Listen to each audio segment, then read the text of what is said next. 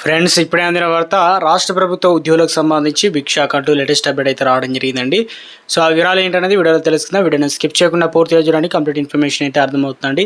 మీలో ఇంకెవరైనా సరే మన ఛానల్ సబ్స్క్రైబ్ చేయకుండా చూస్తున్నట్లయితే వెంటనే మన ఛానల్ సబ్స్క్రైబ్ చేసుకోండి. ప్రభుత్వం నుంచి వచ్చే లేటెస్ట్ అప్డేట్స్ అన్ని కూడా మీ ఫోన్ నోటిఫికేషన్ రూపంలో అందించడం జరుగుతుందండి. చూస్తున్నారు కానీ లైక్ చేయడం మర్చిపోతున్నారు. దయచేసి లైక్ చేయండి. లేట్ చేయకుండా రోజులకైతే తెలుపుదామండి. మనం ఎంప్లాయీస్ హెల్త్ స్కీము, జర్నలిస్టులు హెల్త్ స్కీము, ఈ రెండు తెలంగాణ రాష్ట్ర ప్రభుత్వం ఏర్పాటైన తర్వాత ముఖ్యమంత్రిగా బాధ్యతలు చేపట్టిన బీఆర్ఎస్ అధినేత కేసీఆర్ రాష్ట్ర ప్రభుత్వ ఉద్యోగులకు, రాష్ట్రంలో ఉన్నటువంటి జర్నలిస్టుల కోసం తీసుకొచ్చిన పథకాలు పేరు గొప్ప ఊరు దిప్ప అన్న సామెత చందన ఉద్యోగులకు, జర్నలిస్టులకు ఆపత్కాలంలో ఆదుకునేటువంటి విధంగా లేవు. దీంతో రోడ్డు ప్రమాదాలతో పాటు ఇతర కఠినమైన జబ్బులు వచ్చినప్పుడు ఉపయోగపడడం లేదని ఉద్యోగులు తీవ్ర ఆవేదన వ్యక్తం చేస్తున్నారు.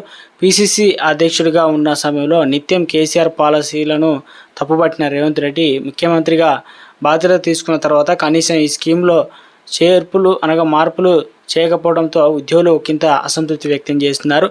కోమాలోకి పోయినటువంటి పేషెంట్లకు నిమ్స్లో ఈహెచ్ఎస్ వర్తించదని తేల్చి చెప్పారంటే కేసీఆర్ తీసుకొచ్చినటువంటి అతిపెద్ద ఉద్యోగుల హెల్త్ స్కీమ్ పరిస్థితి ఎలా ఉందో అర్థం చేసుకోవచ్చు అని ఉద్యోగులు అంటున్నారు.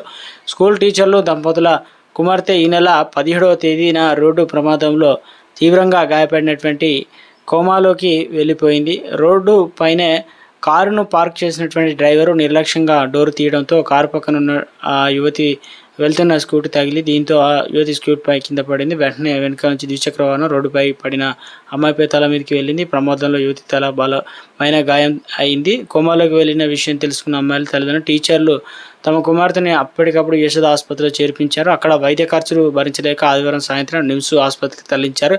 వచ్చి రావడంతోనే తమ ఈహెచ్ఎస్ కార్డు ద్వారా ఎమర్జెన్సీ వార్డులో చేర్పించారు. అయితే ఎమర్జెన్సీ నుంచి ఐసీయూకు మార్చిన తర్వాత న్యూరో డిపార్ట్మెంట్ కేసును బదిలీ చేశారు. బ్రెయిన్ డ్యామేజ్ అయినందుకు సర్జరీ చేయడం కష్టమని వెంటిలేటర్ పైనే ఉంచి వైద్య చికిత్స అందించాలని న్యూరో డిపార్ట్మెంట్ వాళ్ళు సూచించారు. ఇక న్యూరోలు సర్జరీ ఈహెచ్ఎస్ వస్తుంది కానీ ఇతర వైద్య సేవలు వర్తించదని చెబుతూ డబ్బులు చెల్లించాలని, వైద్యం చేయించుకోవాలని ఆసుపత్రికి యాజమాన్యం ఉచిత సలహాలు అయితే ఇచ్చారు.